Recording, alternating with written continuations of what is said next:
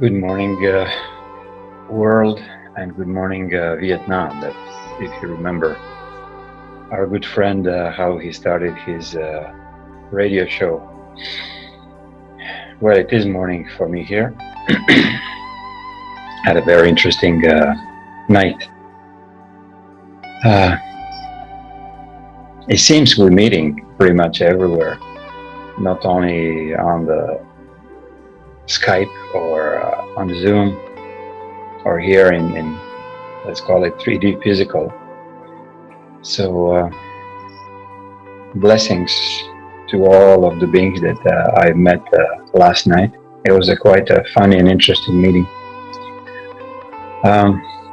So today it's a story about two rats, rat number 1 and rat number 2. The actual official title is, are you a rat number 1 or a rat number 2? And how your pain threshold is increasing and your immunity system decreasing. You think there's nothing in common with this? We'll see. So we'll do an experiment right now. Imaginary one, of course, not real animals will be hurt. This is just your inner animal that we have to extract.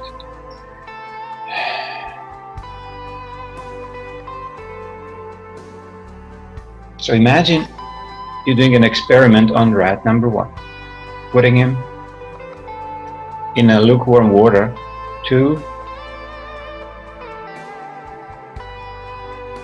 see how long he can swim.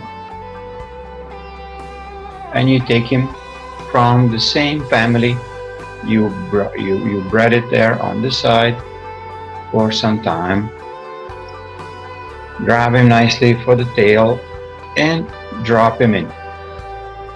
Your experiment is about measuring the time, how long it will take until what? Until he drowns.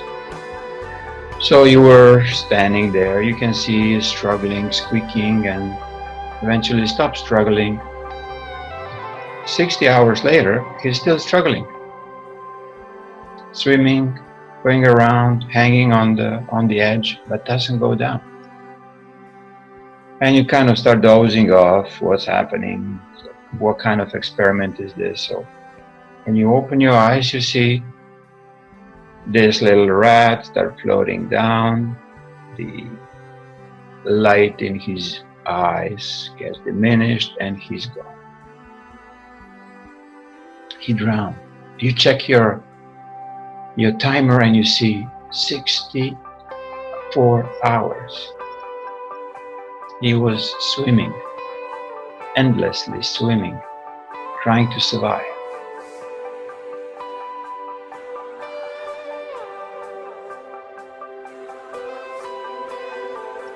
Okay, so you as a good scientist, you record this and decide to do a second part of the experiment, which includes a rat number 2. Same family, just this one has a little bit of different approach. You grab the rat number 2 and you squeeze it in your hand, just like this. Hold it tight, watch. He'll try to bite you, he'll try to wiggle out, and you squeeze more and more and more. You squeeze it so tight that almost his eyes pops out, but just barely to the edge of his, let's call it, forceful death.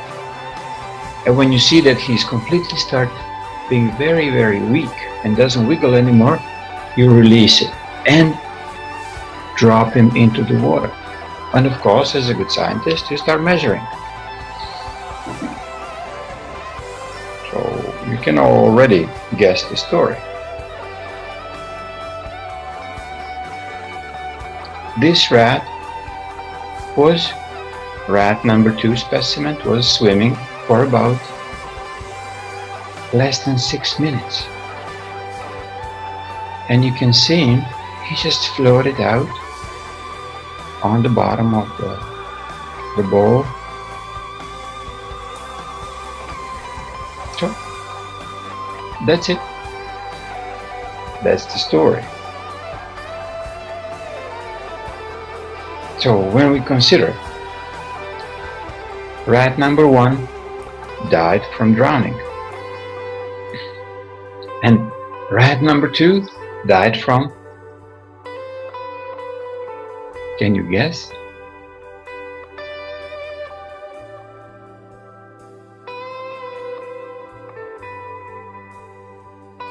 Died from depression, died from resignation. He quits on life. So, analogy, you apply this to you. How come that most of the people don't even noticing they've been squeezed? They've been squeezed so tight with things they have to do, things they can't do, things they have to have, the wars, the fears they are imposed on them all over the place, the family regulations, the legal regulations, all the man's laws are just here to infuse fear. This is rhymes, okay? So all this is here to infuse fear. So you are actually a rat number 2, who's from day 1 when you're born, you actually squeeze so much, like even in your birth canal, you squeeze so much that it's a tremendous trauma on you when you're coming into this world.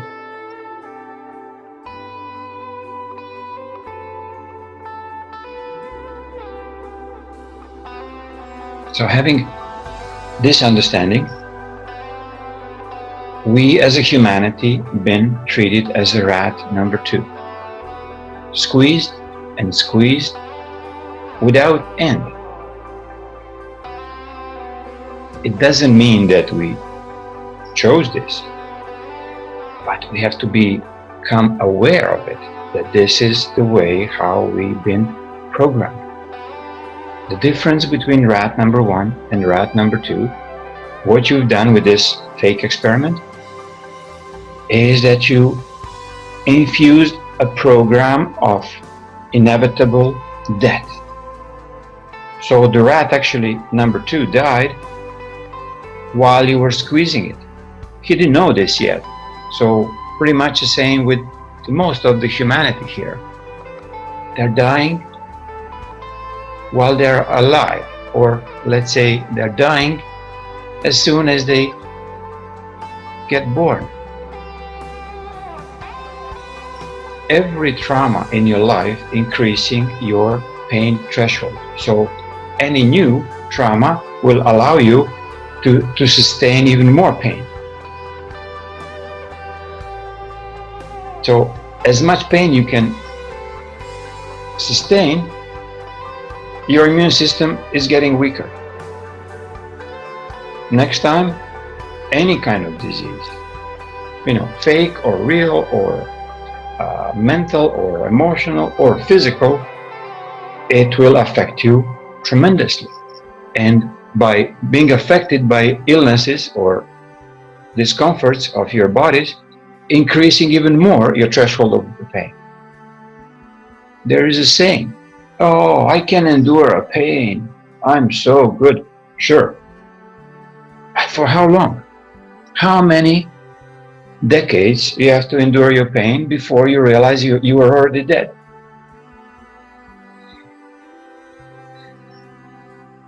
Is anybody asking, is this what God really wished for us? To be completely diminished as a human being, completely diminished of a life that she gave us. We never thought for a second that this is a gift. Life is a gift. And look what we're doing.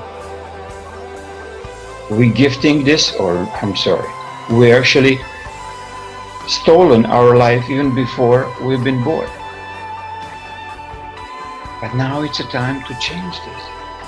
Now it's a time to realize how we, or you, or us, as a whole, becoming more aware that we really want our life back.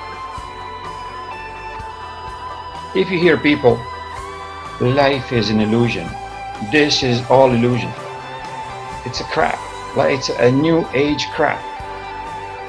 Life is so real when you know that you're alive. But if you're dead, or walking dead, let's say, of course your life is an illusion. You want to end it. That's why we have depressive, maniacal, suicidal society, aggressive society. We can kill other human just like this. We can kill an animal just because we think we're hungry or we want a nice steak. We are not even considering that rat number 1 has more life force than we as a humanity right this moment. So please, let's consider this one more time. Life is a gift.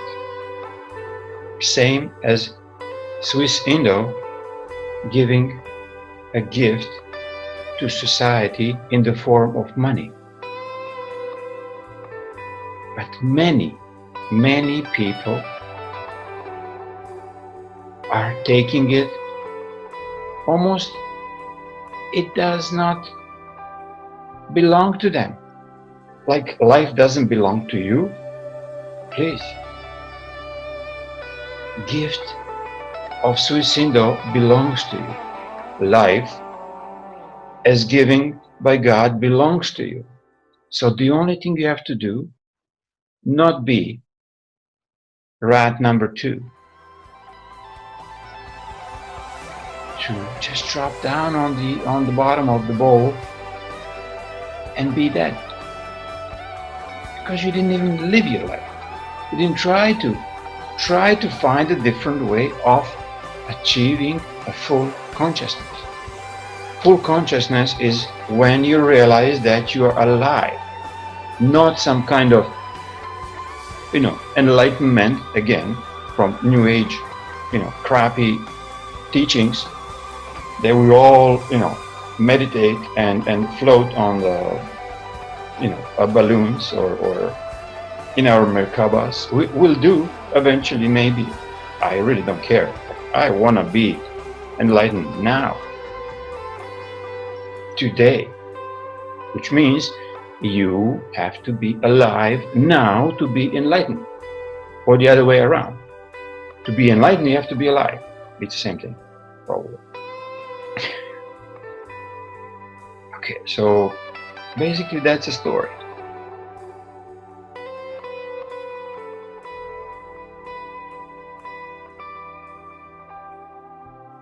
Take a life. I dare you. Take a life. Ciao.